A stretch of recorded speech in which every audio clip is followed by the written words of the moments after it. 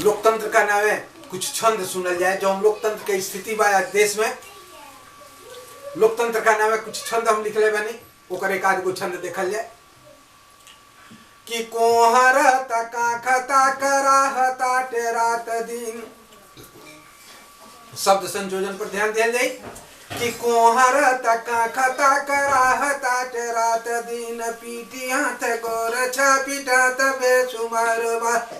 कोहर तका खता कराहता रात दिन, पीटी हाथ गोर छपिटात बेसुमार बा। पोरे पोरे दर्द कपार से बगोर तले, कांपत करे जधर कत बार बार बा।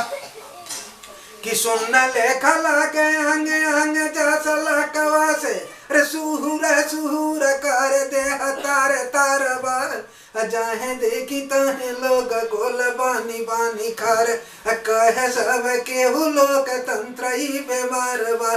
जाहे देखी तहे लोग कि राजनीति राजनेता बिना नाथ पग हाके, कि राजनीति राजनेता बिना नाथ पग हाके। जब चाहे जेने चाहे भागता तुराई के, कि राजनीति राजनेता बिना नाथ पग हाके।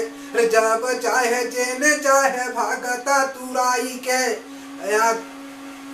आकुशन बाट कहीं रोक टोक नाही कछु, जेने भेंट पी कौन धावता धधाई।